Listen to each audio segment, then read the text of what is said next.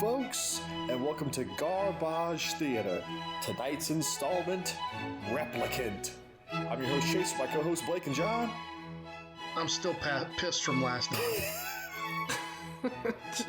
You can't be mad. Chase, he chose to draw the sword all by himself, like a big boy. Shut your mouth. It was always going to happen. It's in the past. It's done. Let's get this shit show on the road. So, has anybody been watching the XFL? No. Because it's been in the background of a few places I've gone into. Because it's fantastic. That's what I hear. Are we really about to talk about the XFL? And it's fantastic for all the wrong reasons. So, Chase mentioned that I may be indifferent to this particular subject, but he's 100% right. For all the non-sports fans out there, let me just say, this is high comedy at its best. So, yeah, it's great having more football. Sure, why not? But also, it's just, it's as if they said, you know what? What if Mel Brooks was the commissioner of football? And it just became a parody of itself. Well, everything that I've read about it, like before the season started, seemed to be stuff that I'd be into. I mean, it's on paper, it's fun. Like the rule changes, it's so it's communism. It's a faster paced game. It's great, but then you actually watch the thing, and the officials are all confused. One of them will make a call, and then they'll say, "Oh, wait, no, correction. Actually, wait, no, hang on," and they'll go back and they'll convene. Well, it's still new. Give them some credit. On Sunday, I watched the game between the Dallas Renegades and the Los Angeles Wildcats, and there was a point where the Wildcats had possession of the ball in the red zone, and it cuts to the coach, and he's plopped himself down on a bench, both arms over the back, reclined back, and he's making calls like he's at a park feeding pigeons. I mean, does he have to be up on the line without a animated? In the world? Hey, he just got to tell him what to do. He doesn't have to actually do it. It's fantastic. They've got a reporter on each of the sidelines that gets in the face of any player who makes a big play and puts them on the spot immediately to do an interview, and it's always a train wreck. Well, I guess so. Sure. I mean, basically, anytime I've ever seen a reporter talk to any, sports player, it's the same stupid bullshit. It's like, we just went out there and, just got it done, just execute. Like, that's every time. I've never seen a single interview that was different than that. She'll go to him. That was an amazing play. You recover the fumble. You got to turn around. Your team has great field advantage right now. What are you going to do to keep this momentum going? We're just going to keep playing football. So yeah, that's what's up. It is great. It makes sense. Everyone give it a chance, even if you hate football, because it's hilarious. Well, for me, like that puts in stark relief, like the difference between playing the game and like just spending a bunch of time talking about it. Yeah. It's like, whoa, they can just sit around and have these like high-minded conversations about the game of football or whatever. But like in reality, it's just like, yeah, we just like, I grabbed it and then I ran and then nobody stopped me and then I got a touchdown. And I shit you not, there was one, they asked the player, what are you going to do to put points on the board? And he said, we have to go score some touchdowns.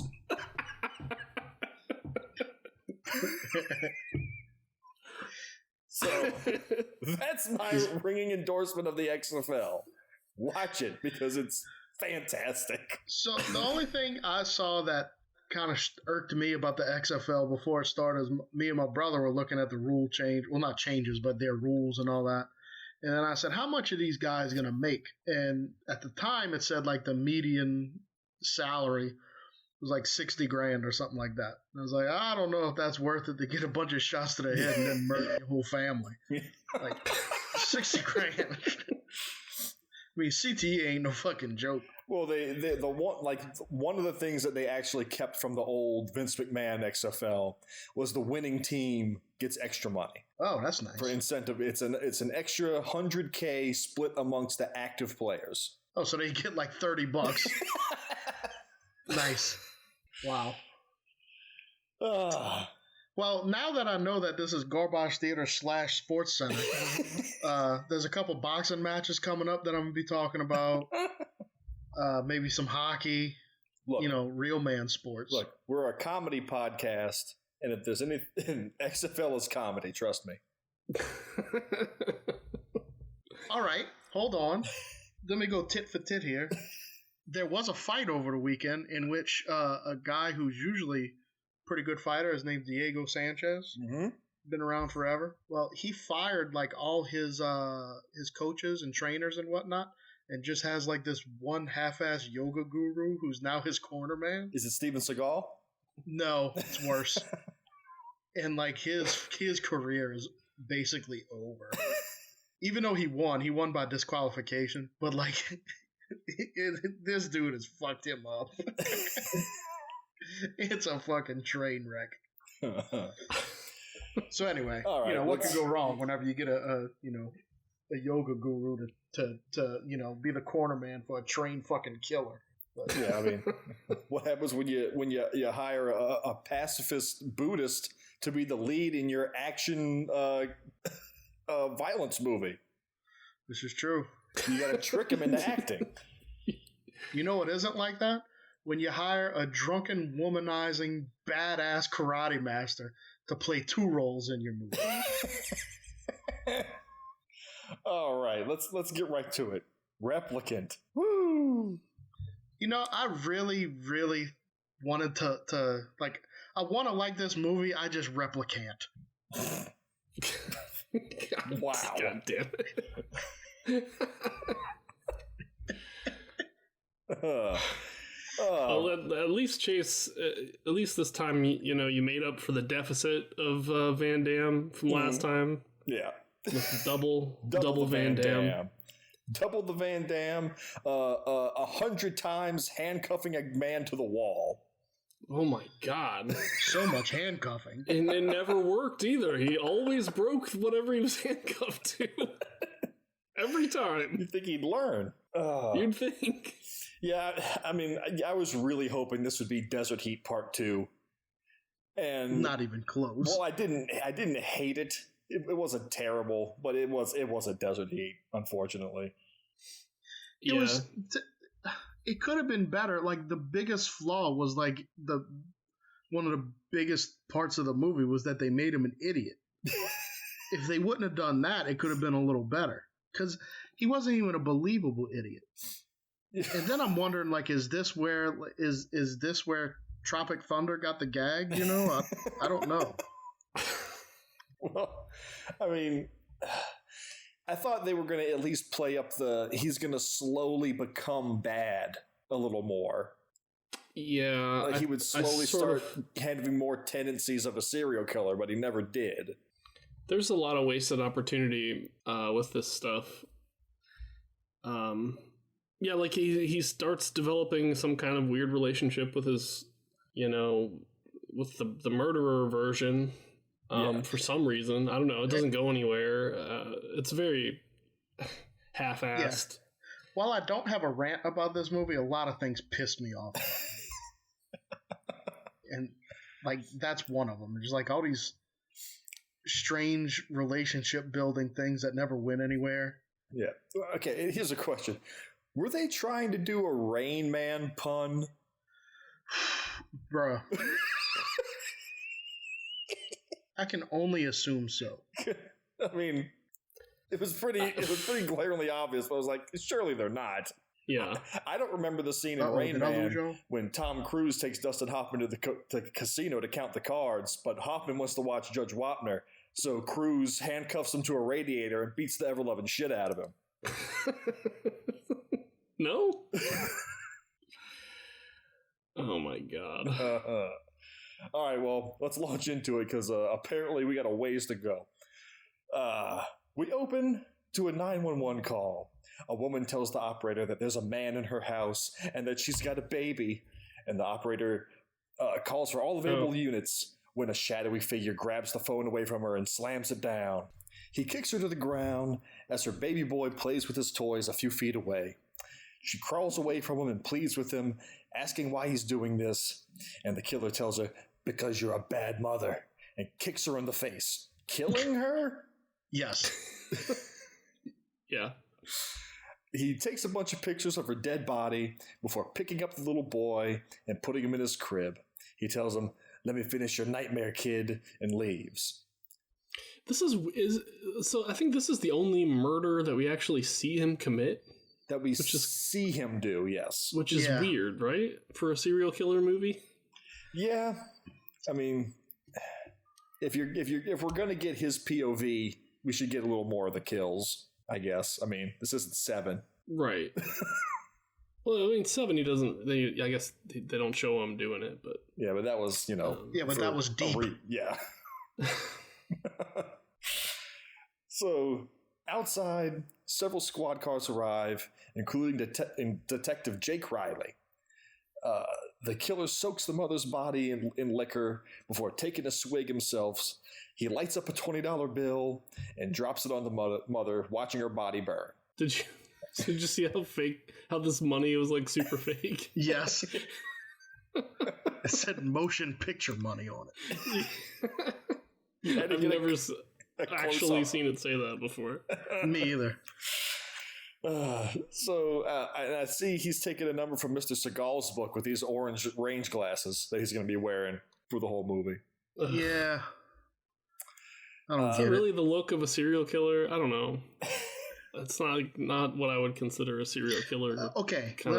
It could be. It could be. I'd say if you're wearing those glasses outside of a gun range, yeah. Okay. Something's wrong. 'Cause that's the only time you want to wear them. Unless you're serial killing. Yeah. Or I also have another theory about serial killers. Not everybody who tucks in their t-shirt into their pants is a serial killer, but all serial killers tuck their shirts into disagree. their pants.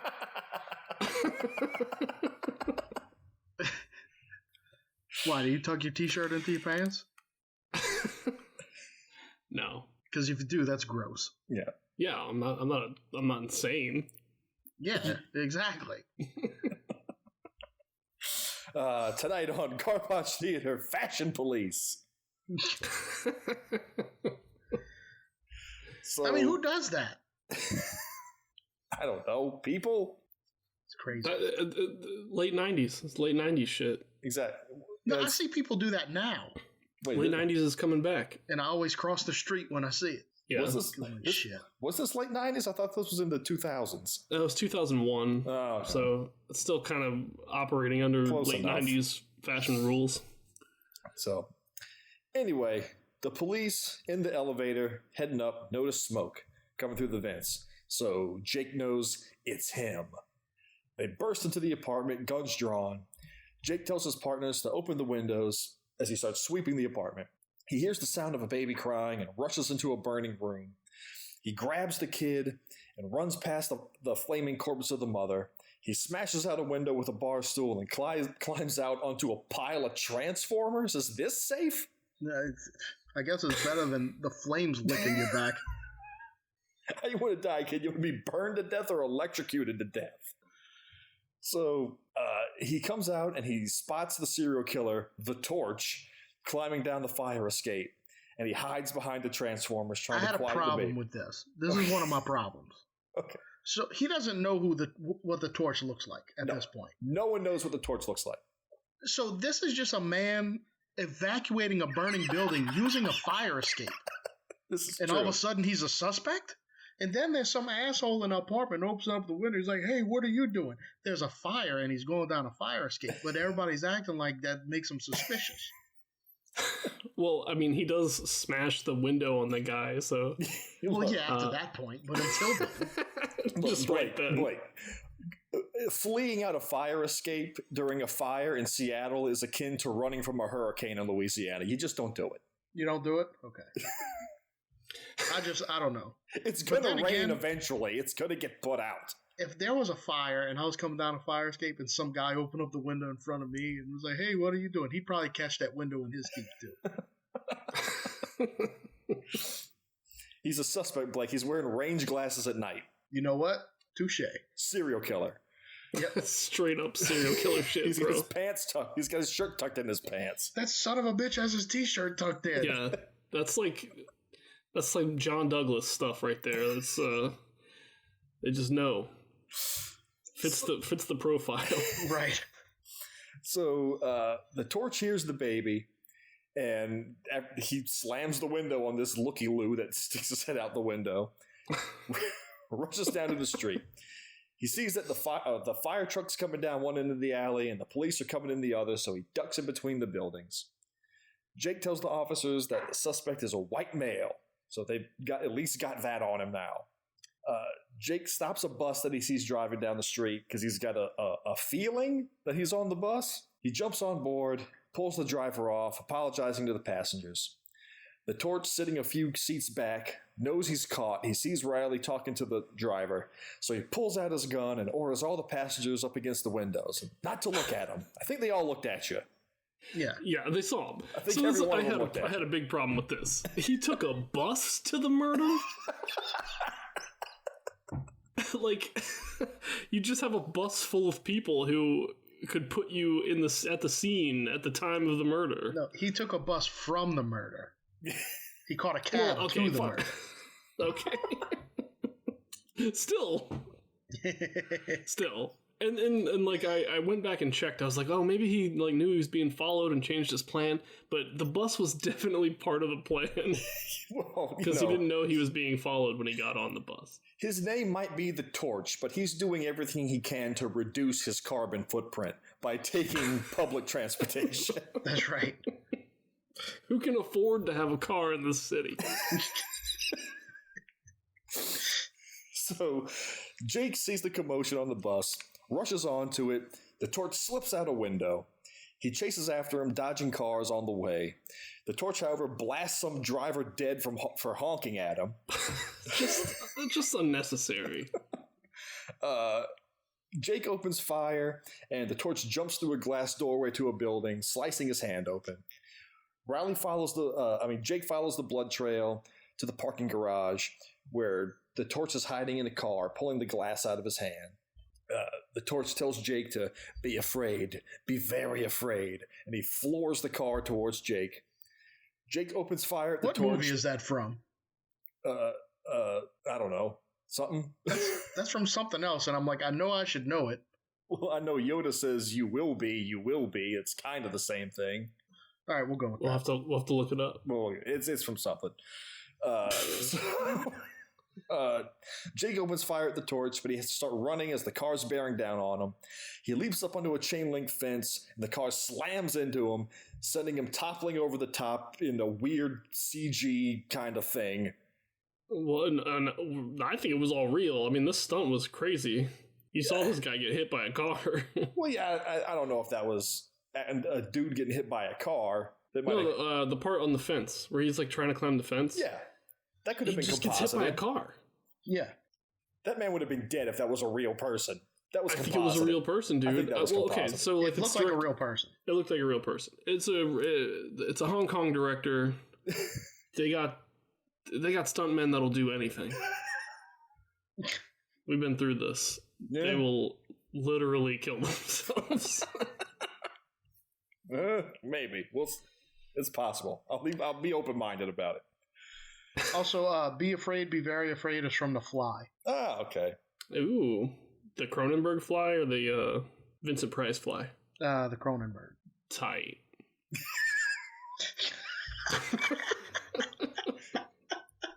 You scored some points with John, Replicant. Yeah.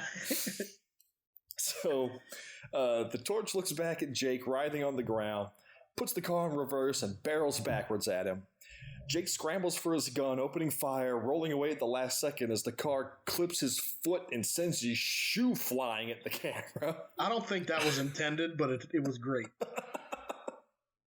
Yeah, I gotta say, like, the action's pretty punchy in this. I enjoyed the action throughout. I'll say that much. I thought the actual like hand to hand stuff was a little bit boring, but the car stuff was all pretty radical. Pretty cool. The car scene at the end, we'll get to that, but yeah, I enjoyed all the car stuff. I didn't like the car scene at the end. Here comes Blake to rain on our parade. We'll get to it. So, the Torch waves a bloody hand by at Jake, and he makes his escape just as more police arrive.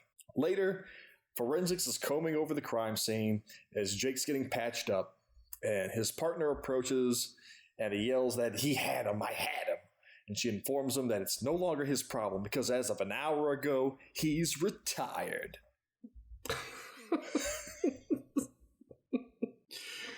So, that's weird. Very weird.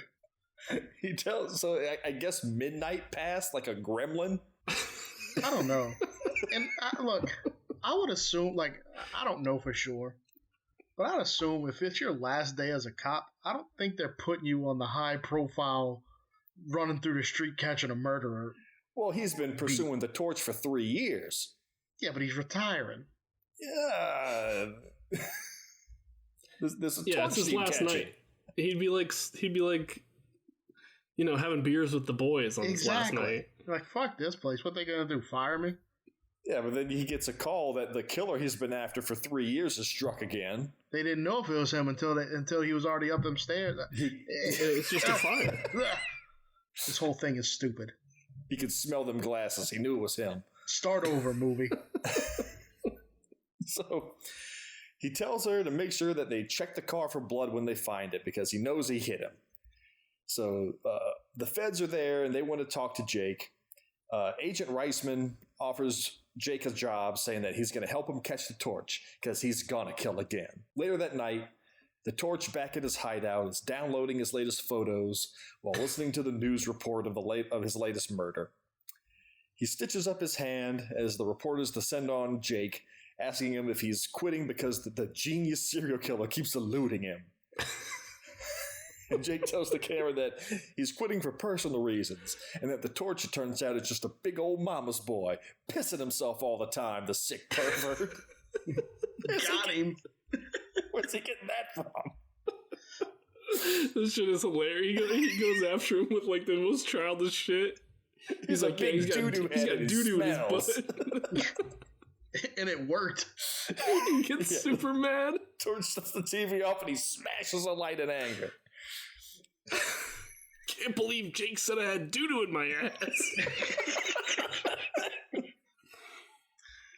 So, the next day, Jake is celebrating his retirement at the opening of Jake's Boat Repair, his new post-retirement job that he's never going to go to. Wait. I don't remember this. Yeah, they're having a party and they unveil like this poster for Jake's Boat Repair. It's like his logo. I must have missed that part. Okay. Yeah, it's like a logo. It's like with a little cartoon him in a wooden ship wheel with a wrench. Oh, okay. I must have glanced away at that moment. Yeah, he's about to start a business, and he's going to abandon that for the duration of this movie. I thought it was just like his retirement party. I didn't know there was a banner. So he dances with his old partner while all his cop buddies are drinking and making merry. His mother brings out the phone for him to take a call, and it's the Torch. And the Torch tells him that what he said on TV wasn't very nice, and that Jake tells him that you're being too sensitive. And Torch tells him that you can't quit. I'm going to keep on killing. You can't get rid of me just by quitting. And that I'm too smart for you because you're a bad cop. You got a big stink butt. So Riley flips out. Jake flips out and he starts screaming, like, well within earshot of all the party goers. He's screaming, fuck you fucking bug. I'm going to track you down like a fucking dog. So all the party goers stop and they're just staring at him while he's screaming into the phone. The children are sitting there like with their mouths open and cake falling out. Yeah. I would have loved this movie if it had just been an hour and a half of Michael Rooker and Jeff Van Damme just hurling schoolyard insults at each other. One of his little nephews or whatever there was like, well, I guess there goes the streak of him not beating Aunt Bonnie. He goes over to the board. It's like days since he last beat Aunt Bonnie, and he flips it down writes to a 0. So Jake takes the phone and he smashes it on the dock. Smash cut to a helicopter. Screw that party. I forgot to mention, why is his mom answering the phone at his house? Because That she's struck there me all as the, odd. she's there all the time, apparently. Yeah, his mom's like his maid or something. But even if you're having a party, let it ring, for Christ's sake. Well, I'd be pretty pissed if I was having my retirement party. she's answering My the mom phone. was like, phone's for you. I'd be like, well, hang up. Shit. Go get a finger sandwich. Leave it alone. So, in the helicopter, Agent His Reisman... mom comes out like, is there a butthead here? Somebody on the phone's looking for a butthead? Huge ass. I'm looking for a huge ass. Gotcha, Jake. It's just me, the murderer. You motherfucker.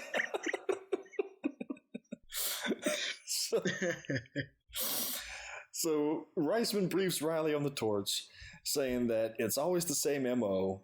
It's a mother with a mole on her face. He kills her and burns her body afterwards.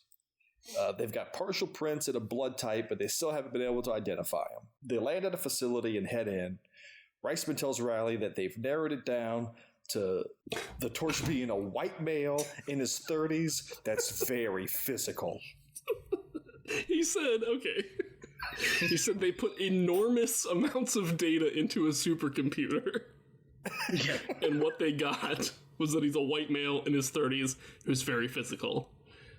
I'm like, that's nothing. You have nothing. Officially nothing. Okay, first off, just the law of statistics. If it's a serial killer, it's a white male. Probably in his 30s, too.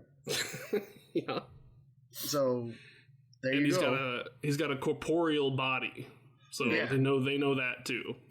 Yeah. He exists on this plane of existence. Well, they had a He's coin He's flip. not metaphysical. They had a coin flip. He's either a fat ass or he's physical. Which one? They flipped the coin. Physical it is. We'll go with that. So Reisman takes Riley to Jake. I've got him down as both Riley and Jake throughout the whole thing, so I'm going back and forth. But Yondu. Just call him Yondu. So Reisman takes Jake to get his face scanned for security. They head into a room full of people in lab coats. Riley spots through a window a big veiny flesh pod with a human silhouette inside it, like you do. Hey, it's a government building, man. So You never know. Reisman tells Riley that a year ago they found a hair at one of the crime scenes, enough to get his DNA. So the blood that they had to get his blood type wasn't enough to get his DNA? They had to wait for a hair? They tell Jake that this is a replicant of the torch. And Reisman reveals that they aren't actually FBI, but they're the National Security Force. And he tells Jake that they originally developed this program to use on terrorists. They were going to replicate them and then let the replicant lead them to them. And they're going to use it to test it out on the torch. Why didn't they do that? Obviously this is a big black project that's got, millions of dollars behind it because they're growing fucking people. And you're just going to find some shitty serial killer? Like, you'd want to go after the terrorist that you're planning on going after, right? Well, it doesn't. My guess is the project's not going well. They got no terrorist DNA they can use. Yeah, no shit. They got Van Damme and an egg. Shit's going bad. The tragic flaw here is, they have to have the terrorist DNA before this fucking thing even works. before they can inject it into the giant scrotum to grow one of them inside of it. I just figured that, big project like this, you wouldn't, obviously you're trying to prove that your top secret experiment's going to work. So why would you do it like this? Like, it's so and then it all hinges on some small town cop that's retired. Yeah, not even a cop. He's retired. Yeah. Maybe not small town, but you got he was in Mallrats.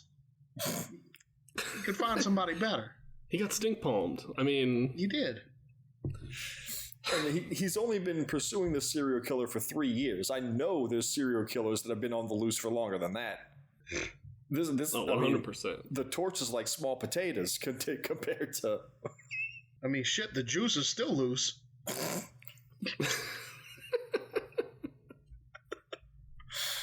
Oh man! So they want Jake to take the replicant into his custody and to care for him and to help him develop. And see, that's where it got me. Why? Why him? They even have. It seems like they already have staff ready to do this, but they. Why him? It's his day one. I don't know. Because that would make a very interesting movie. Well, I was honestly saying this is why I hate the government. Because this is the kind of shit that they do. This is a factual representation of projects going on in the government. Billions of taxpayer dollars, and we're just going to pick a name out of a hat to run it. Yep, exactly. So Jake asks, well, if you've cloned the torch, why not just put his picture out there on the news and they'll be able to bring him in? Wrightson says, no, this project's top secret. There's to be no photos of the replicant. So, meanwhile... It's all these rules. Yeah. The torch is strolling through a park or some shit, and the replicant begins to birth. Yeah. I guess you could describe it, which causes the torch to stop, and he's feeling what the replicant's going through as he slides out of this big flesh sack. So I don't understand the powers that they have. Does it go both ways? Like, can the torch feel what the replicant feels? Yes. But that doesn't make any sense. It doesn't. Because they said that the replicant was like enhanced by some genome shit or something. I don't know, some garbage. I totally agree with you. Just the movie does not agree with us. It's another one of those scenarios where they're writing the movie and be like, hey, wouldn't it be cool if the torch could start to see through the replicant's eyes? And they just can't do it. Well, and your first trigger to that it was bullshit was the replicant starts throwing up as he's being born, and what's his name? The torch starts looking like he's gonna dry heave, like he had the seafood thing at Red Lobster. The Texas crab, what have you? Yeah, whatever it is, the thing that should not be eaten. So, and another thing, when he's being birthed, one of the scientists says he's flatlining, and then it immediately cuts to Van Damme screaming. If you're dead, you're not screaming. It hurts. It hurts to flatline. God damn it, I'm flatlining. So the replicant's glopped out onto a table, covered in disgusting slurry. And Jake says, it's the warm liquid goo face. Yeah. So Jake says, welcome to my world, motherfucker, motherfucker, motherfucker, motherfucker. And we get the little echo over the torch. Later, the replicant awakens in a padded room. A TV mounted on the wall comes on, instructing him on how to sit, stand, and walk. Watching from a two-way mirror, Reisman explains that they've genetically modified the replicant to be able to tune into the memories of the torch. And they want Riley to be his first human contact. And while the replicant is spooked by the toilet and starts playing with the toilet paper, Jake comes up and he slides a tray of food through the door. And the replicant starts eating the food, but Jake won't let him take the tray. Eventually, the replicant gets pissed and rips it away from him like an ape and stares at him through the window. And was this what the feds were planning when they're like, look, we want you to be his first human contact? When the camera cut away, did they say, make sure you're a dick to him? Yeah, treat him like absolute trash all the time. Well, they do tell him to do whatever he has to do to awaken the killer inside him.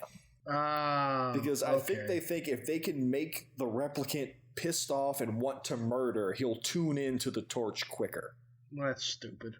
So, yeah, that's why he's just being an asshole to him. But it's akin to being an asshole to, like, a 5-year-old. Yeah, that's eventually going to kill you. So it's like, you know, we got to stop Hitler. So we cloned Hitler as this 5-year-old. Now be an absolute bastard to 5-year-old Hitler and make him turn, like, so we can figure out what Hitler's plan is.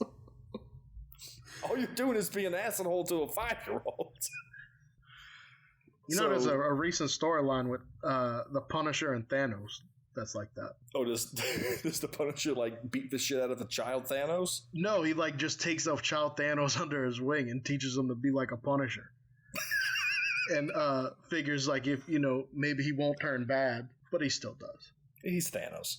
But he's got, like, a Punisher shirt or something, you know. Doesn't the Punisher understand that he's a bad guy? You know, it's a gray area. Okay. So, over time, they teach the replicant advanced gymnastics. Because what the hell? Oh, God. What other goofy crap can we... Let's teach him ice sculpting. Why not? No, it was like, what reason can we have to make him do a split? Yeah. What reason do we have? Gymnastics. Yes. It'll be useful. The weird thing, too, is, like, it's just not... I mean, they used a double for almost all of it. You know, anytime he's doing uneven bar shit, it's like somebody else. He's getting up there. We don't know that for sure. I'm pretty sure. We don't know that for sure, because we couldn't see his face.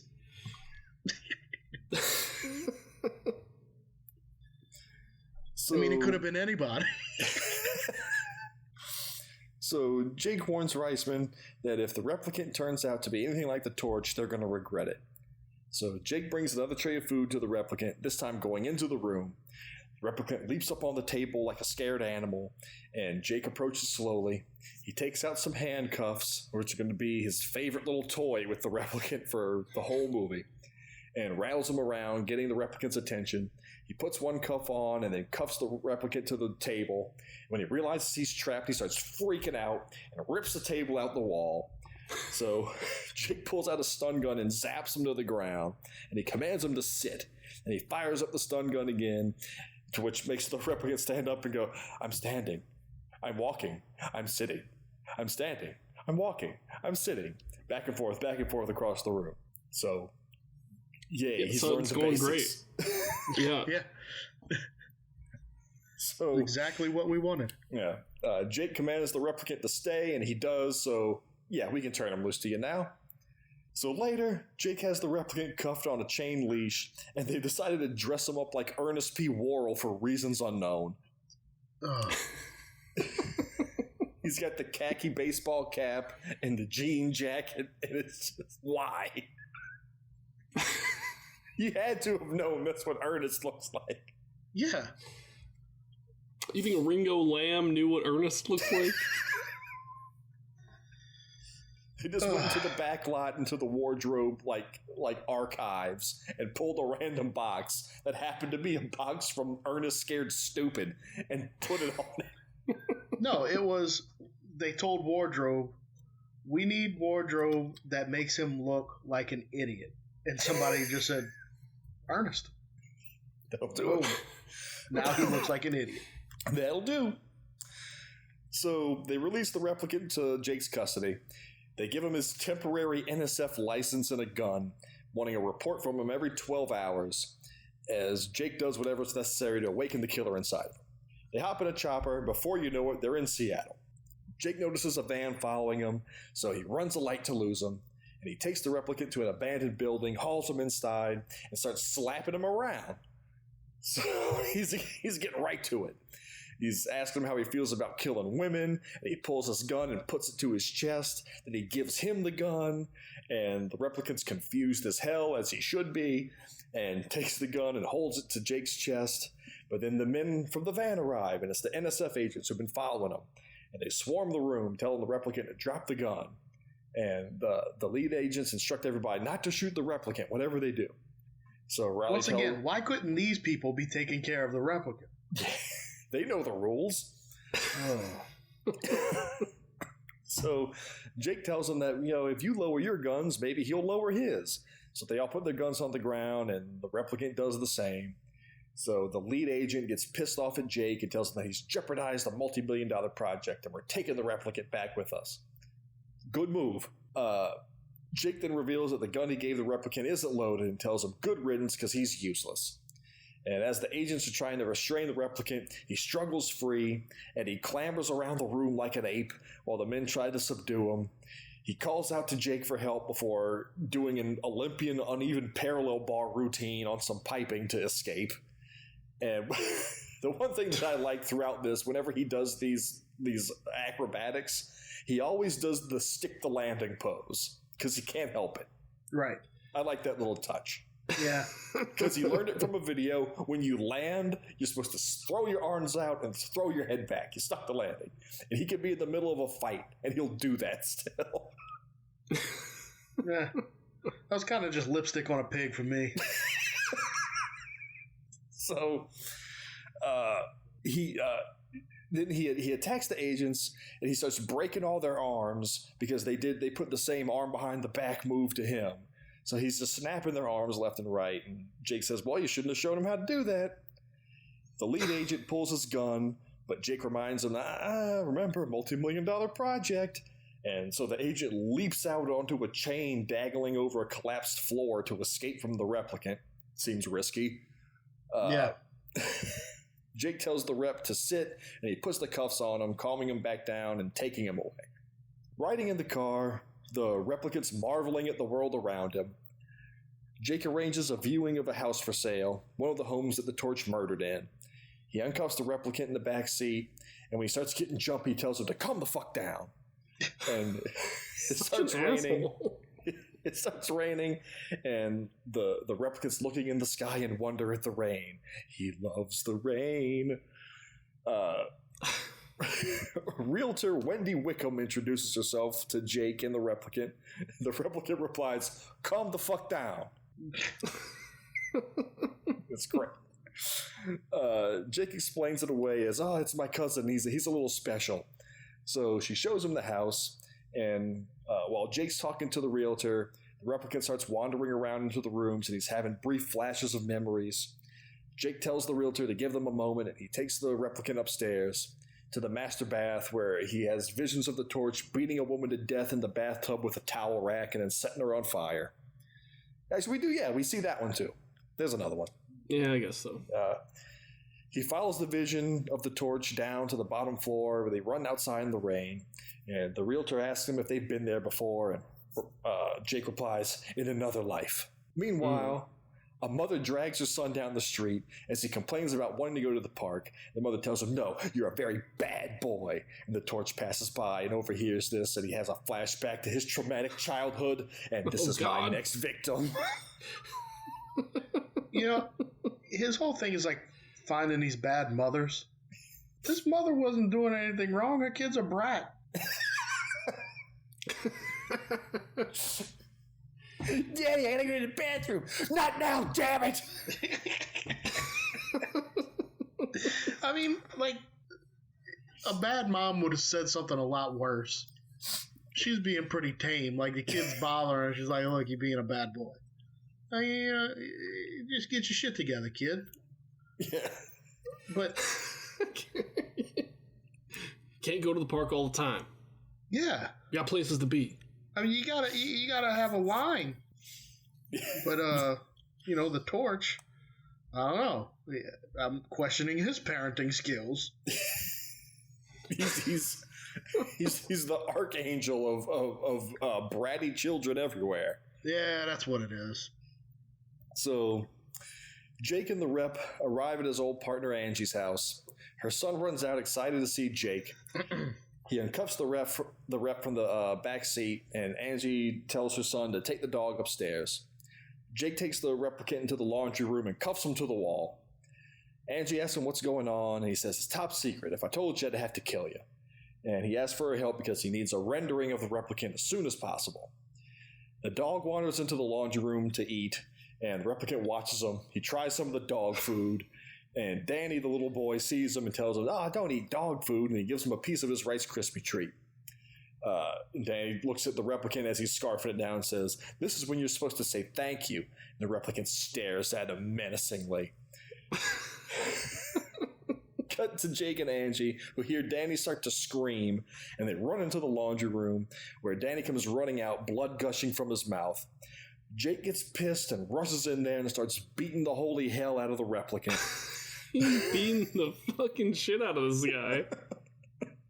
And Danny tells his mom that Scout the dog hit me in the mouth and knocked my tooth out.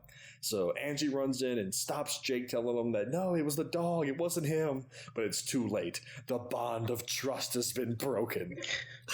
Or has it? Yeah, he's been shitty to him since the get-go. This is the norm. So poor replicant knows nothing but handcuffs and beatings. Yeah. Mm-hmm. So that night, Jake meets up with Agent Reisman. Reisman sees that the replicant's all beaten up, and he asks what happened. Riley says, I beat the shit out of him. Honest mistake.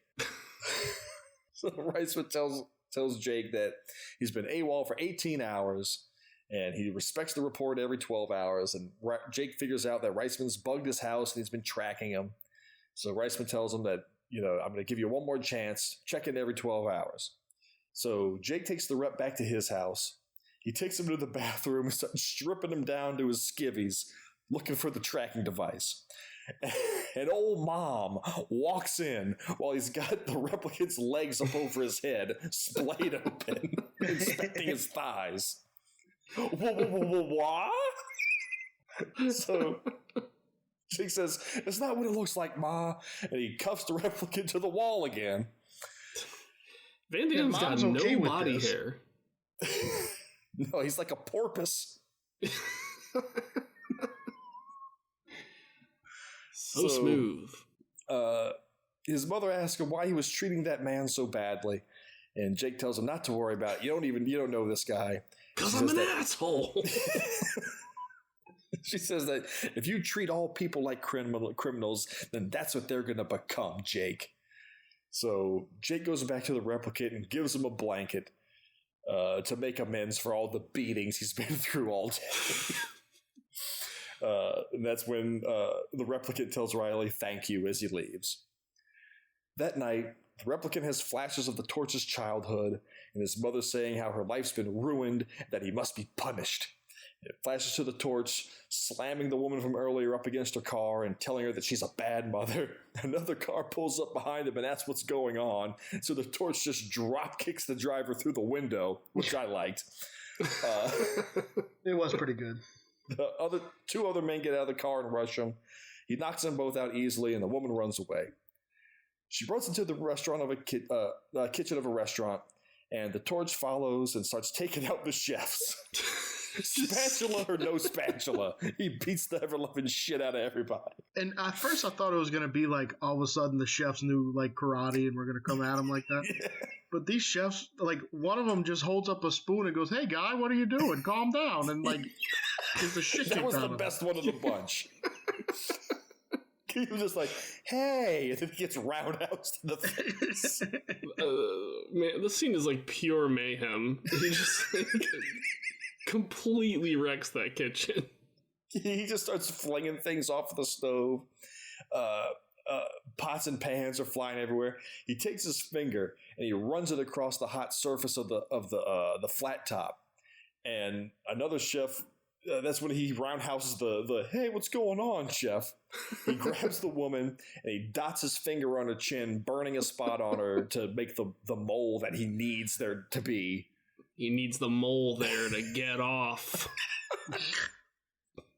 So, back at the police station, Angie and Jake take mug shots of the replicant. They take him to into an office where all the photos of the Torch's victims are up on the wall. And he plops them down in front of him, hoping that it's going to shake his memories loose. Meanwhile, he jumps on the computer and starts running the replicant's photo through the system. And he gets a hit, Edward Garrott. And Angie warns Jake that the captain's on his way, so he jumps off the computer and he tells the captain, "Oh, I just came back for some files I forgot," and he rushes out. After he leaves, the captain switches on his computer to find the mugshot of Garrott still up on the screen. Jake drives the replicant to the Torch's apartment. He leaves the replicant in the car and makes his way inside. Angie and some other officers arrive not too far behind. They all enter the Torch's apartment and begin to search. And again, they're all on board with Jake being here. Well, they put up a sort of a very mild resistance. We're like, hey, we're not supposed to be here, man. Yeah, well, I'm not a cop, so I can do whatever I want, apparently. Yeah, it's you assholes are going to be in trouble, not me. So, they're searching around. They find photos of who they believe to be his next target, amongst a collage of photos of Jake. They find his computer and they start scrolling through all the photos of his last victim.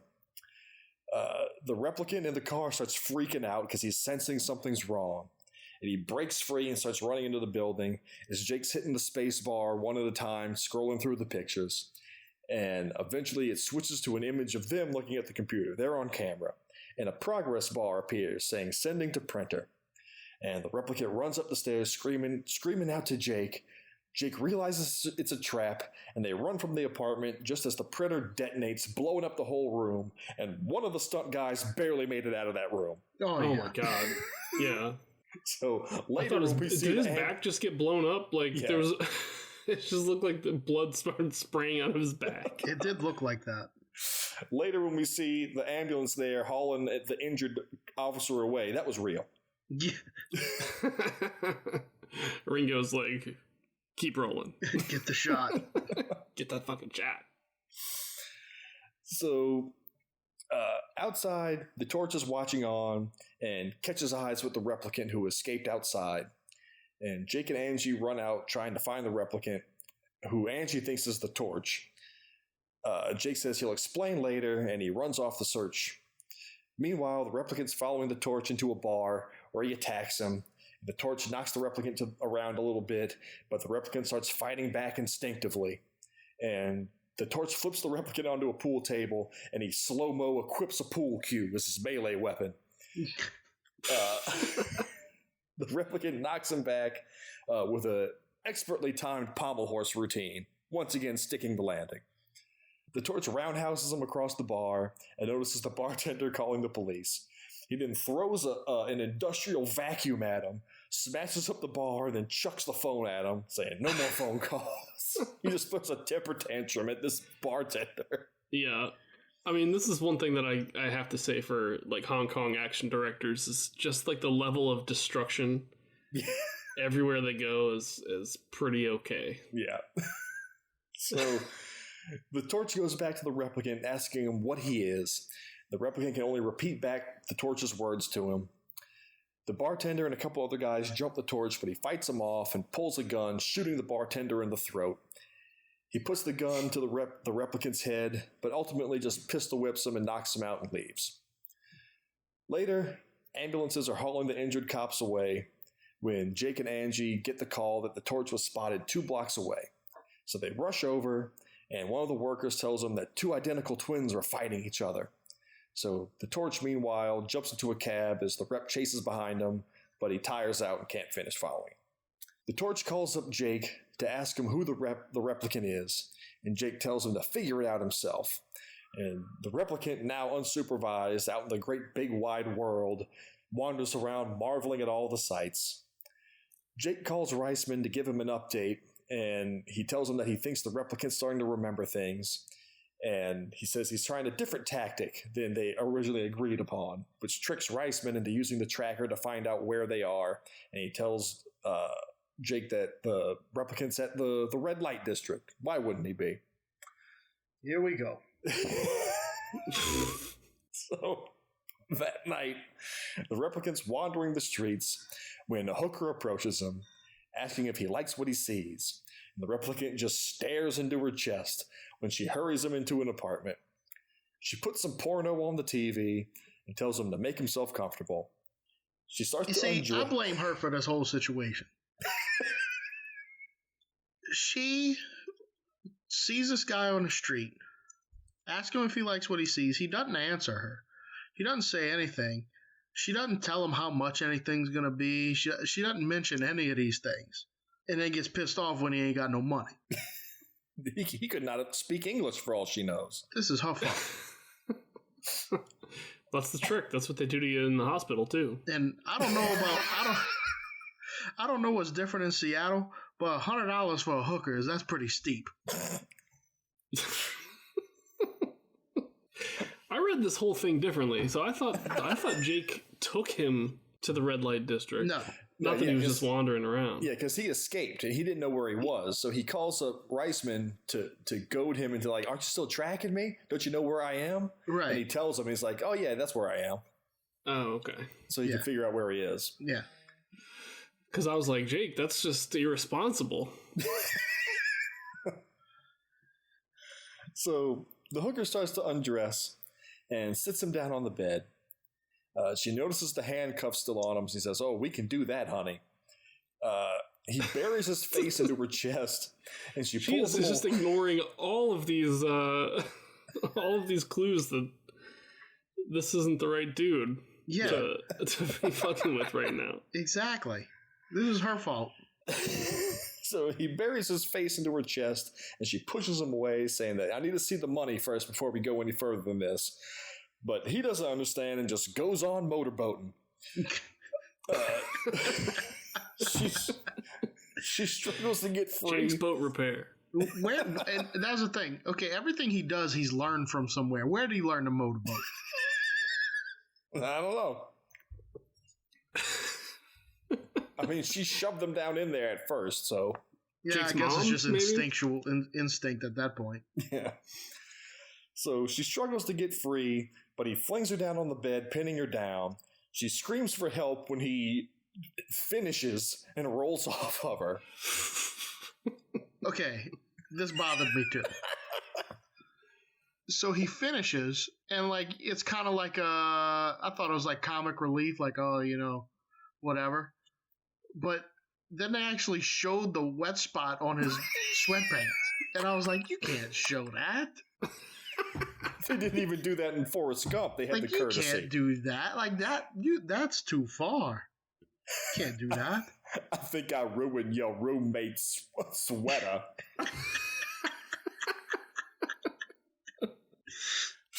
Oh, man. Yeah, I had to see Van Damme do a lot more stuff than I ever wanted. I had to see him, like, get born. Yeah. And, like, jizz his pants. And then pick at it. Yeah. Yeah. You can't show that in a movie. Show me the roundhouse kicks. But then I was pissed off even more because in the next scene it wasn't there anymore. If you're going to put it in there, it's got to be in there. He's got to do a fight scene with that stain on the front of his sweatpants. So while he's doing that, she gets on the phone and she calls up somebody and says she's got a deadbeat in the room. She hangs up and looks back at him and she sees that he's confused and she assumes that, this was your first time. You didn't know what you were doing. This is all a big misunderstanding. No shit. So she tells him, let's just pretend like this never happened and you just get out of here before my friends get here. But it's too late. Some goons come bursting into the room and start roughing up the replicant. The hooker tries to stop them, but they slap her around too, causing the replicant to get angry and attack. He throws one goon down the stairs and then kicks another one down the stairs after him. He goes for the lead goon, who runs away in fear, but he jumps down the stairs, cutting him off and beating him until he pleads for the replicant to stop. The hooker runs down and calls the replicant off of him, and he tenderly touches her face, and they share a moment when the cops show up with Jake.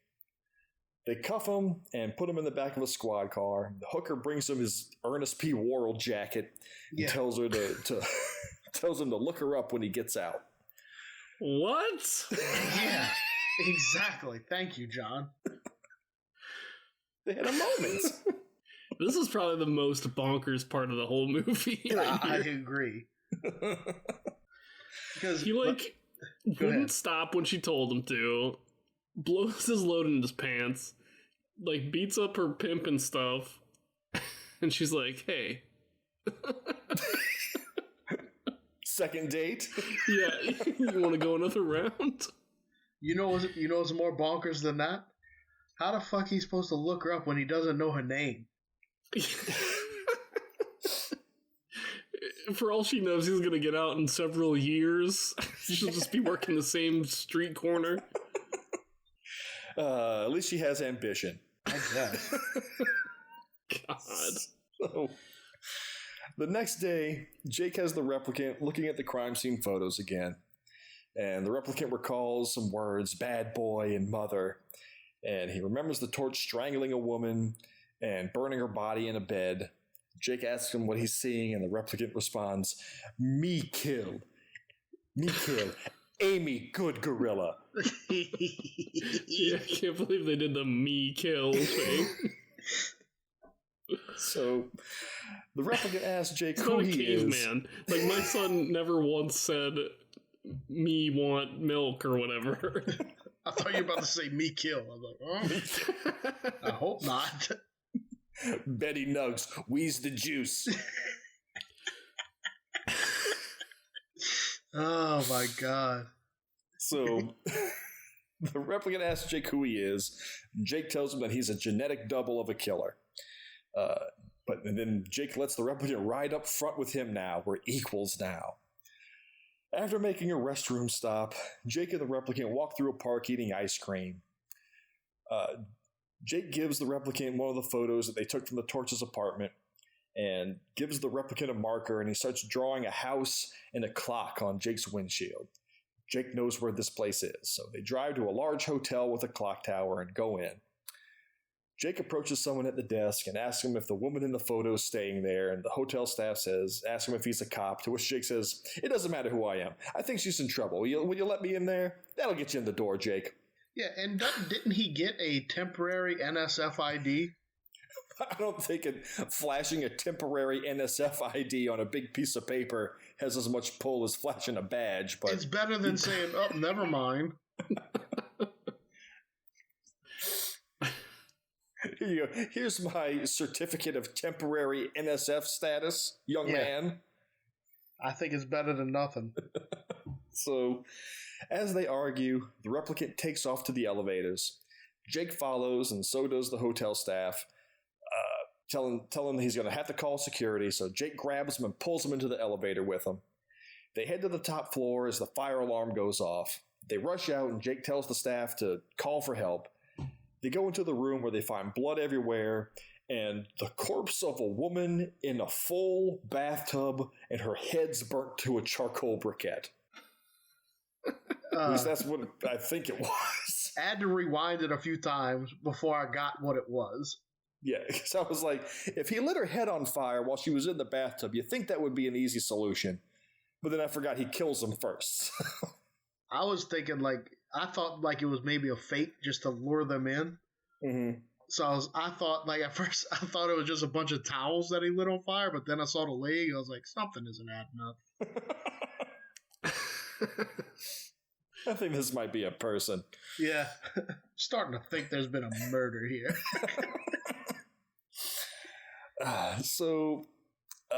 The replicant on the scent rushes down into the hall with Jake close behind. They take an elevator to the basement, where the replicant's saying that the torch is close. They search the bowels of the hotel when the replicant locks Jake in a room so he can go deal with the torch alone. And the replicant drops down a hatch into a service tunnel and wanders towards a light.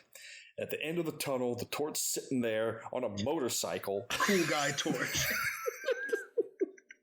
He's sitting on that goddamn... What hotel is this? He's sitting on that goddamn Indian motorcycle that he just conjured out of thin air. Yep. telling the replicant, I see you received my message. And the replicant tells Torch that he's his genetic double. So the Torch marvels at his clone and tells him that they're the same. And he tells the replicant that Jake can't be trusted and that he's going to eventually kill you. He offers to protect him, calling him his brother. Jake finally gets free and gets down to the tunnel, and he runs up and opens fire at the Torch, but the replicant stops him. Jake screams at the replicant, saying that the Torch is screwing with his mind. And the replicant asks Jake if he'll eventually kill him. And Jake, just disgusted, walks away without answering. Yeah, you could have just answered him and avoided a lot. Yeah. Yeah, just nah, bro. Because he's simple. So you could have just been like, nah, man. Jake's an honest man. I'll let you ride in the front seat, jackass. You think I'm going to kill you? He can't make that promise. I can't make that promise. I'm not just going to just up and shoot you in the face at any moment. So back at Jake's place, he's drowning his sorrows in whiskey. The Torch calls up again, and you'd think they'd have like a trace. He calls him up so goddamn much. I was going to say, he's called multiple times on this phone. Hey, buttface. Yeah. Joke's on you, stink breath. I got a super trace set up on this phone. So the Torch asks him how his whiskey is, so Jake knows that he can see him. So he turns off all the lights and he closes all the blinds. I thought that meant that he could see him through the replicant's eyes. That's what I thought too. It does. Oh, okay. It is what it means. But Jake thinks that he can see him like he's watching him. He doesn't. He doesn't put two and two together until at the end of the conversation. Ugh, stupid. So he puts the Torch on speaker and he tells the replicant how much he loves and cares about him. And the Torch tells Jake to ask the replicant who his next victim will be. And that's when Jake realizes, because he can see the look on the replicant's face, that the Torch is seeing through the replicant's eyes.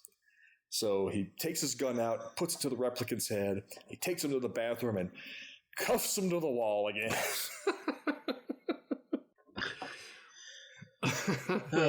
Meanwhile, at a hospital, the Torch checks into the desk to visit his ill mother. The receptionist makes small talk and lets him in. He goes into his mother's room and takes out photos of his most recent kills from an envelope and starts showing them to her. And he's going in detail about the murders while his mother squirms uncomfortably. And he tells her that he did it all for her, and she calls him a bad boy. And it flashes back to her locking him up in a closet. And he says, "No more, you bitch!" And he picks up a clown music box next to her bed. And he hears her scream in his head, "You should never have been born, Luke Savard." So we got a real name. Back at Jake's, the rep hears good. Like, what? Yeah. What does it matter what its real name is? The hit they got in the computer was an alias. So but it still brought up his picture and everything. Yeah. So they got the guy. The name has no significance. We need another revelation for the replicant to have. So Jake comes back into the bathroom and the replicant says his name's Luke Savard. The next day, Angie's done a background check on Luke Savard, and he's a real piece of work. Shoplifting at age 11. Oh my god. So she finds out that he enlisted in the Marine Corps in 1988, but he was supposedly killed behind enemy lines in 91, but the body was never recovered. She also tells Jake the whereabouts of the Torch's mother. She says that the mother killed her husband and locked Luke in the cupboard while the house burned, and he only survived because it rained that night. The fucking rain. They go into the hospital, and the receptionist thinks the replicant is Luke. She tells him that... Wait. I just got the significance of the rain. Come on. It just hit me. That's why he liked the rain. That's why he liked the rain. God damn. Fucking poetry. So the receptionist at the hospital tells him that they tried to contact him. His mother passed away in the night from cardiac arrest. They go and view the body, and the replicant touches her hair and sheds a single tear. And the Torch bursts through the door and takes the nurse hostage. And he makes Jake drop his gun, but Jake decides to throw it into the pool of drained blood from his mother's corpse for some horrible reason. Yeah, I didn't get it. He just said drop it, man. You didn't have to put it in the blood too. Also, I've gone into, not necessarily morgues, but I've gone into like anatomy labs and whatnot. They don't just have bins of blood laying around.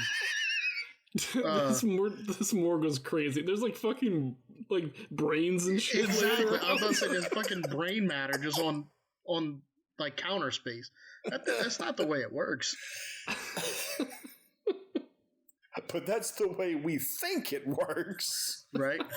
And we didn't ask anybody for any details. Maybe it's different in China. Put brains everywhere. That'll read a morgue. Just have a pile of chopped off heads in the corner. So the Torch pistol whips the nurse and attacks Jake, beating him severely and putting the gun to his head. And the Replicant's just looking on motionless. The Torch continues to beat Jake, asking him why he's not making these smart remarks now.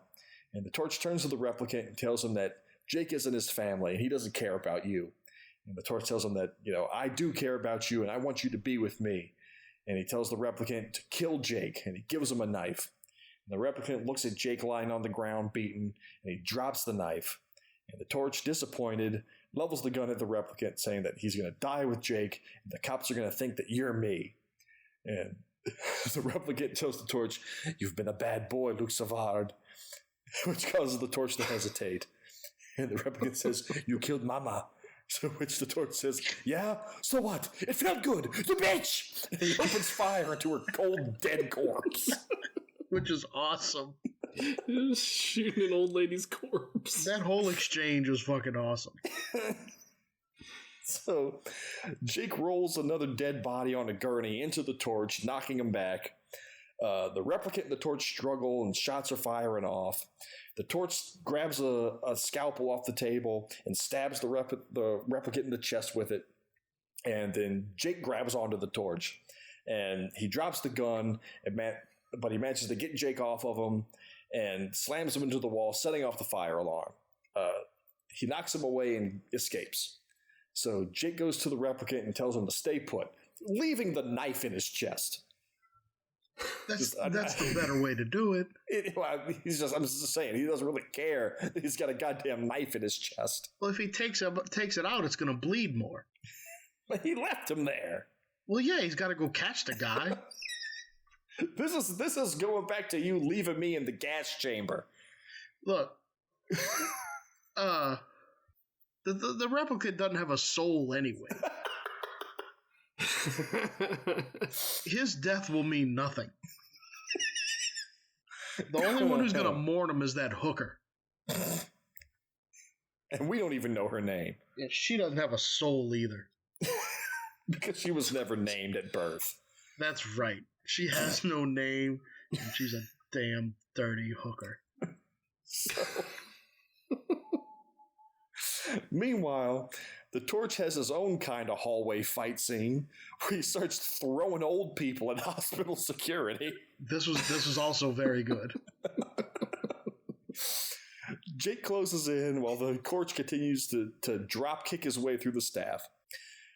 The Replicant pulls the scalpel out of his chest. He did that front kick to that nurse who posed no threat and wasn't even in the way.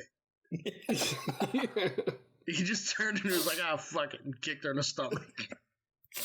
He goes through this hospital like how we used to play GTA Online. Yes, exactly. Anyone and everyone is going to get one in the face. I will go out of my way to punch you in the face. So, the Replicant pulls the scalpel out of his chest and pulls Jake's gun out of the disgusting blood bucket. In the parking garage, the Torch steals an ambulance and crashes it all over the damn place, trying to just back up. Straight runs over a guy in a wheelchair. That was hilarious. That was good. So Jake goes after him on foot and manages to jump onto the side of it. The Torch tries to knock Jake off by veering the van into the walls and pillars of the garage. But Jake manages to get inside, and he wraps the seatbelt around the Torch's neck. The ambulance, now out of control, slams into cars and it's launching over speed bumps, slamming into the ceiling. See, I didn't like this. And I'll tell you why. So he's hanging out the side of the car, and he's supposed to be trying to ram them into stuff, but none of it really poses a threat. Like, when he tries to, like, run them up against the cars, he just has to pick up his feet. It felt very, like, platformy to me, like a platform video game. And then, like, whenever they'd show the van, like, coming toward the camera, for some reason they had, like, the stunt driver well lit so you could see that it wasn't Van Damme driving. That was really bad. They put, like, a halogen on his lap. Yeah. Like, why do that? I don't know. He couldn't see out of those like, damn range glasses. This is very nitpicky, but it did bother me. At one point, he's hanging on in the van, and they're going down, like, the down ramp, and just the force of gravity would have pushed Michael Rooker into the van, but instead he's outside of it. It wouldn't have worked that way. Anyway. All right. You're just going to start poking holes in one of the more enjoyable scenes of the movie. Well, you know, it's physics. I mean, it's just a nice, all practical bunch of stunts. It's a nice little touch. Look. Lots of mayhem. Every time somebody dramatically walks through a doorway with a gun, pigeons don't fly up behind them just, normally. It's a little touch. Also, I think at the end of this chase, I don't think that van was supposed to land in that stairway like that. Oh, I don't think so either. But they just went with it. Yeah. That was awesome. Because that was like a perfect hole-in-one that you could never do again. Yeah. So, as all this is happening, Jake leaps out of the ambulance at the last second as it crashes through a partition, hits a guard booth, flips up in the air, and yet lands cozily down a staircase. Like, hole in one. Yeah. Jake approaches the wrecked ambulance to find that the Torch is gone.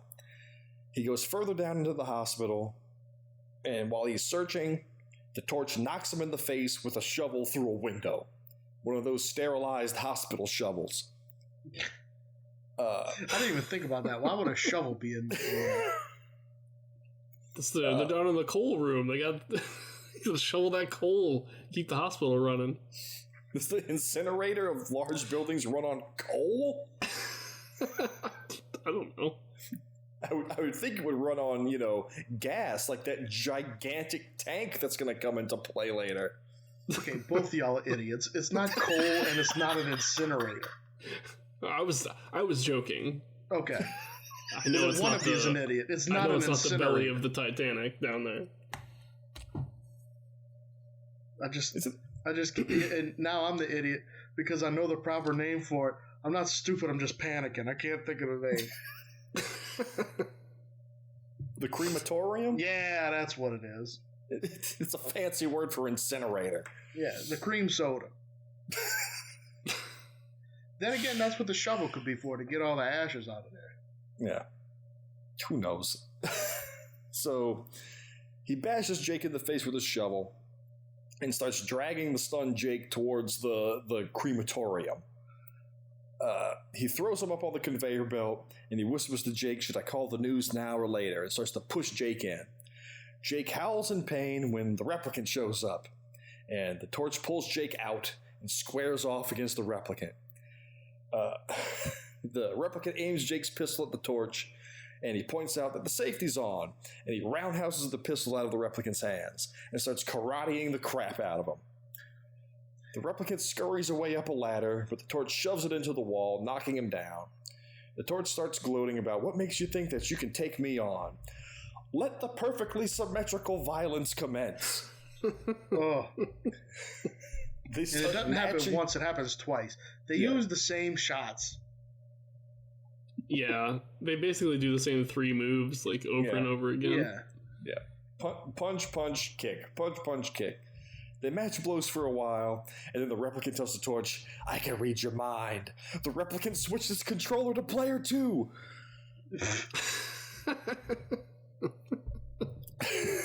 So a little more symmetrical fighting, but then the Replicant starts to get some punches in and gets the upper hand. He beats the hell out of the Torch. See, how does this happen? I don't understand how he turns the tables.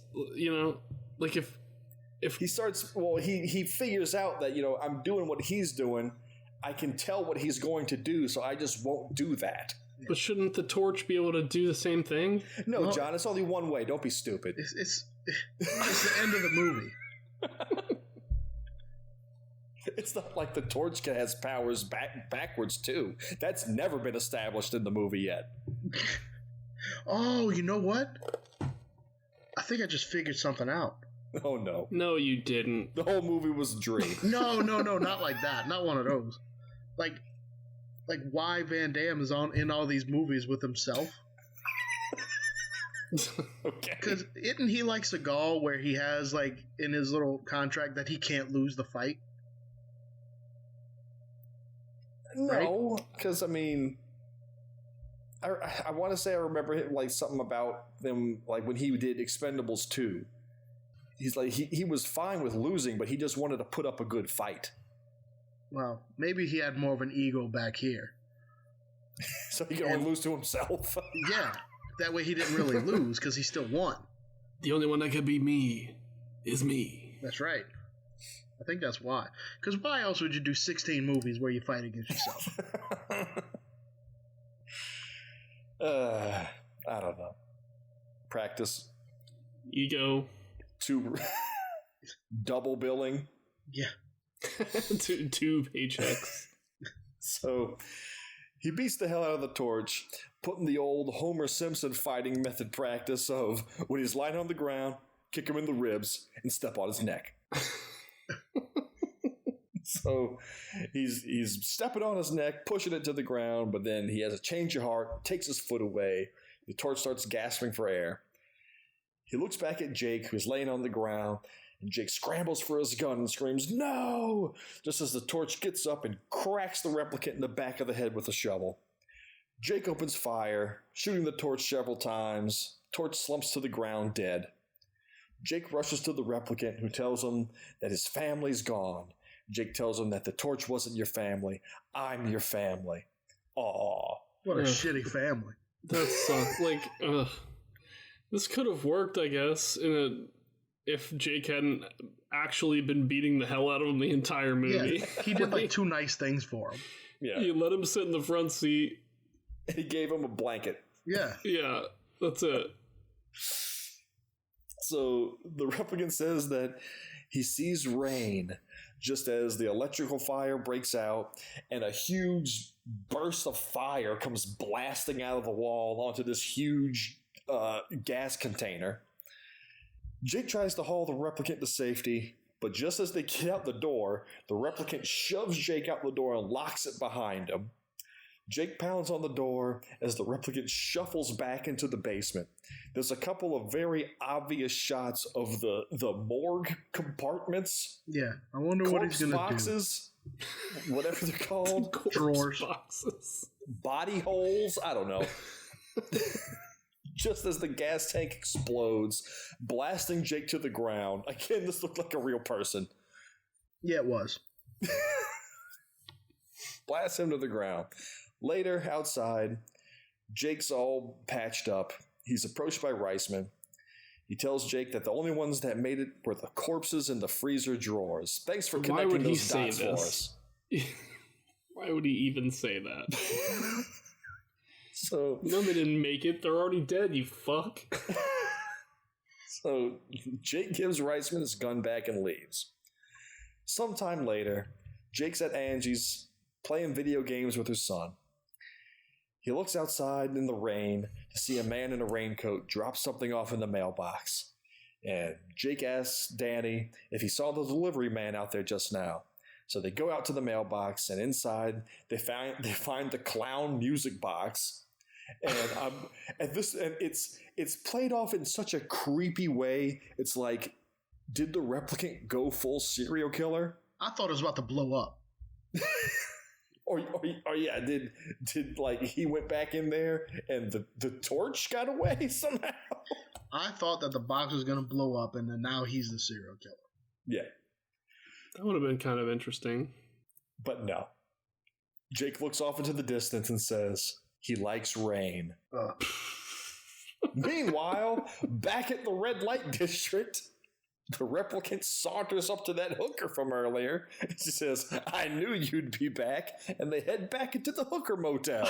Yeah. Roll the credits. So now he really will suffer the same fate as Forrest Gump. End up with a disease-ridden hooker. And some kid that may or may not be his. Oh my god. I can't believe they included this part. I couldn't believe they included the next part. Oh, the song? No, the still image of him just looking up at the rain. Like Andy Dufresne. Yeah. Just arms up looking up at the rain. He likes the rain. He's the Rain Man. Holy what are we shit. supposed to get? That's not like a happy ending. He No. still doesn't have any money. He's still an idiot. He's with a hooker. She's just a hooker. Like, And we don't even know if she's a hooker with a heart of gold. She just seems like she's a hooker. Yeah. I would have loved it if there was like a still frame of them walking away and then like text on the screen that was like, he lasted 10 minutes this time. Yeah. The end. The replicant went on to last 10 minutes.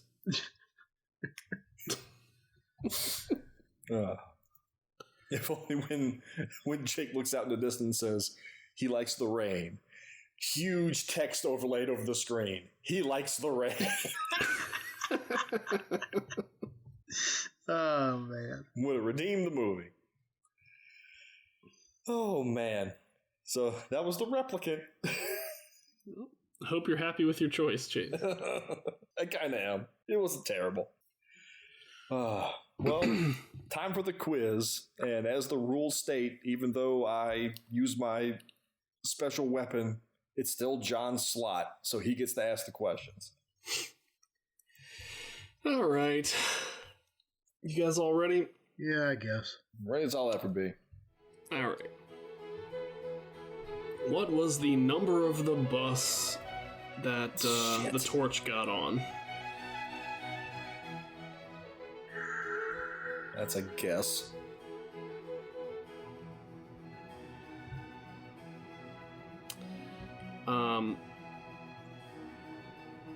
In the house that they're looking at, where was the marble imported from? Oh, damn it.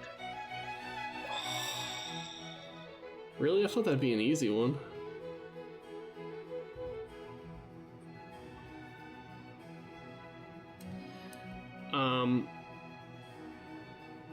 Where does Angie say that the torch emigrated from?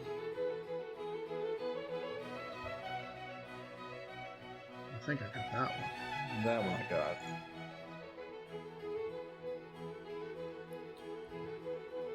got. In the hospital, over the loudspeaker. Oh, yeah.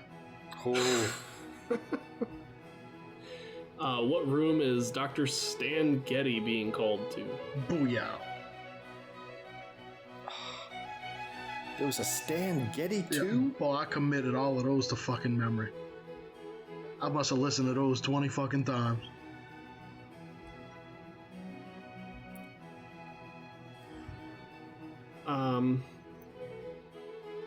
What was Angie's house number?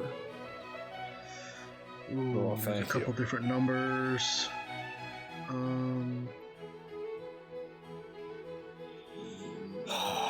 Well, I know I got 2, and then I got 3 wild guesses.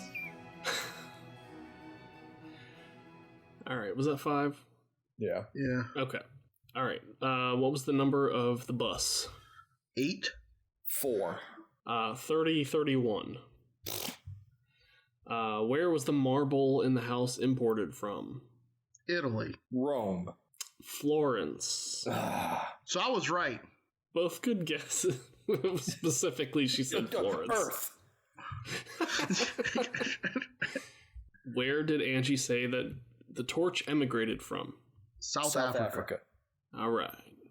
Both correct. What room is Dr. Stan Getty being summoned to? 402. 205. 205 is correct. And finally, what is Angie's house number? 1630. Yeah, 1630. All right, that's correct. So not too bad. Not too bad. Yeah. Is that 2 each? Blake and I had 3 for Blake and 2 for Chase. Yeah, Blake and John are tied at 5, and I'm behind with 3. Ooh. Shit. Still early in the game. All right. What? I get to pick another movie? All right. Is it another Van Damme movie? Please. No. So, I don't know about you guys, but often I find myself sitting in bed thinking to myself, what would the opposite of a glimmer man be? I would think it would probably be... You often wonder this. It would probably be the 2006 thriller Shadow Man, starring the one, the only, Steven Seagal. What? You're picking a Seagal movie? I couldn't be happier. I'm winning you back and sticking it to John at the same time.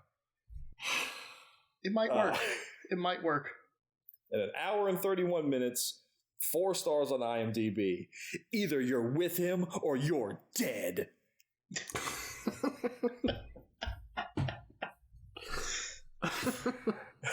Starring Steven Seagal, Ava Pope, and Imelda Staunton, who you may know as Professor Umbridge from the Harry Potter franchise. Never seen it. No. An intelligence operative discovers that no one is what they seem in a shadowy world of espionage. Nice and bland, right? Yeah. Another departure for Seagal here. Yeah. So apparently Imelda Staunton was quite vocal about her displeasure with this film, calling it a disorganized, underfunded mess. She didn't film any reverse angles of any of her conversations with Seagal, so they had to do all the reverse angle shots with a double. This movie was heavily criticized for its excessive use of a body double for Seagal. Awesome. Nice. So get ready for that. That's what we like. Yeah, that's what we're here for. Yeah. It originally had a completely different director, and it was going to be a period piece about Seagal being a former intelligence officer running a medical clinic in post-World War II Japan. That all got thrown to hell. Yeah, because Seagal's like, I'm not a woman. We're not doing a period piece.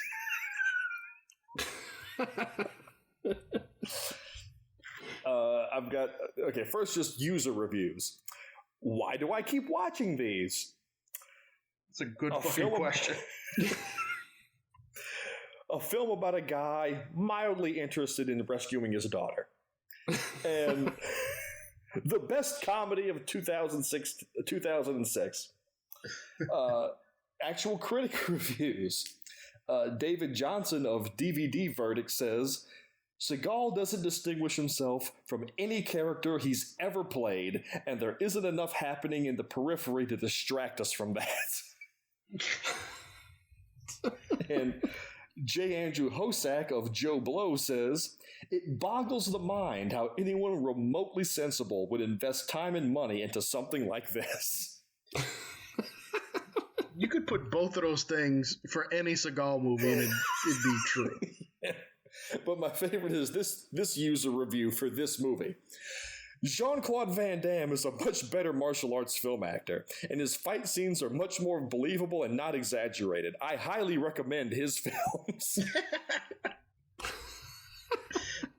It's another Chase review right there. So that's what we got. It's on YouTube. It's actually a decent copy of it. So there we go. The Shadow Man. All right. Oh, man. Chase picking the YouTube one, huh? This is, 10 years after Glimmer Man? Yeah. 2006? Like so there's not like a co-star that does the actual like action stuff in this one. It's just mainly Seagal. Seagal's definitely the headliner. Nice. Okay. It's just, unless he's speaking a line, it's not going to be him. That's fantastic. Pretty Yeah. much. I'm a little excited about this, actually. I think the big thing that I see a lot of people happy about is he's wearing that big giant khaki coat that he's known for wearing throughout this whole movie. And it's before he ditched the ponytail. So he ditched the ponytail? Yeah. Didn't he have it in some other piece of shit we watched? Absolution? You know what? I don't know. Or was it like just a little... I'm always staring at his gut, not his hair. Because staring at his hair is like looking into the abyss. It's so black. Mm-hmm. Yeah. That's still one of my favorite Blake lines. It's like Wile E. Coyote slapped one of those holes on his face.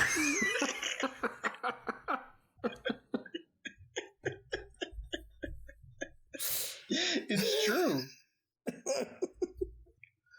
So yeah, it's I mean, he's starting to put on the pounds, but he's not, Absolution Seagal yet, but he's just as gravelly. Do y'all know who Tom Segura is? Yes. Have you ever seen his dance video, like his response to Burt Kreischer's dance video? No. He's dressed like Seagal. And through the whole thing. It's fucking hilarious. Because he has this utter disdain for Steven Seagal. So I know his bit about Seagal. Yeah. Well, he's dressed like Seagal. Is there anybody who knows that Seagal exists and doesn't have utter disdain for him? This is true. But he's wearing the yellow glasses. He's got the ponytail and the frog button shirt and everything. All right. So, we have any announcements before we close this thing out? Well, John? I had a pretty cool interaction on Instagram. There you go. So, followers may have seen I made a little poster for Velocipaster. Mm-hmm. And we got responses from the two leads, Alyssa Kopensky and Greg Cohan, and also the director, Brendan Steer. They all commented on it that they liked it, so that was pretty cool. That was pretty cool. I don't think we've gotten a shout out from a director since Airplane versus Volcano. Right. Once again, we usually don't give a lot of praise for a movie, so that's probably why we don't hear anything. Yeah. Yeah, that's fair. That's true. And also, like, Velocipaster is kind of it's like a thing that's going on right now, True. Whereas, like, most of the time these movies are years old or something at this point. The people are not still promoting it. So you just gave me another visual. Like, okay, maybe the reason why that last guy was so pissed off is because the movie failed years before we ever saw it. So, like, he's already on his plan B, and here we come reminding him of it.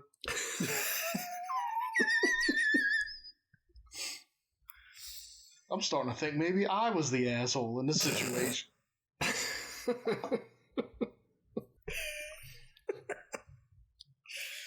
I mean, a lot of these guys are still working. Like, that guy in particular, I know he was working on something else. Oh, well, then fuck him then. There's a Curse of the Were-Rooster 2 is coming. Ooh. Yeah. Shit, what was it? Oh, the tagline is Cockadoodle 2. Okay, that's okay. All right, you got me. Yeah. Sundog Outfitters must have ponied up some more cash. Maybe they might have doubled the budget to $1,200. See it this time. Yeah. Well, that's great. Again, I'll remind everybody, we are testing the waters, seeing what you guys might want out of a Patreon if we ever did one day. So let us know what you'd like to hear, but let us know what you'd like to hear from us in general, without even the Patreon. We love the feedback.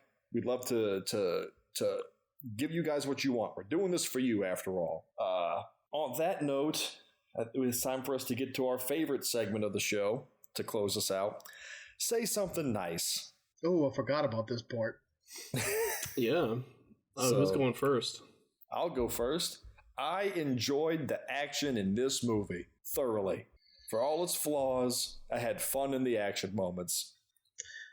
Okay. I will say I liked the I don't want to say disregard for stuntman's lives. But like some of the stunts were truly incredible to use real people for. The realism of the stunts. Yes. You applaud the stuntmen. Yes, exactly. That committed to this movie. Yes, exactly. There we go. May they walk again someday. May their children be avenged. Yeah. Oh man. Yeah, I mean, I guess I'm piggybacking on those. I thought the action was pretty punchy. Definitely had that like Hong Kong feel. Mm-hmm. Like there were moments that felt kind of John Woo-y a little bit. Mm-hmm. You know, with the way the scenes were edited. So yeah, the action and the stunts, not too bad. All right. And I mean, the movie really didn't end up being nearly as ridiculous as the premise. Yes, the summary you read, like. I thought this was going to be like out there. Yeah, but I mean, I think it's more the fact that everybody just bought into the whole clone in a flesh pod thing. It kind of took the craziness out of it. Right. They normalized it a little bit. I may actually have liked it more if it had been weirder, but you know, I mean, yeah. I was thinking on my drive home today, whenever they offered Michael Rooker the role of Yondu, and they were like, look, but, you know, you're going to play an alien and he's blue. And he's like, have you seen fucking Replicant? I'm totally down for this bullshit. At the beginning of the movie, he was really going after it. You know, like, he was given 100%. Yeah. Yeah, you got to eat. Yeah. And then after his 5 millionth take of handcuffing a half-naked Van Damme to a wall, started questioning his decisions. Yeah. All right, Jean-Claude, I'm starting to think you're enjoying this. Can we get it done in the next take? Fuck you! It felt good, you bitch! Yeah, you bitch! You bitch! Now look what I did in my pants.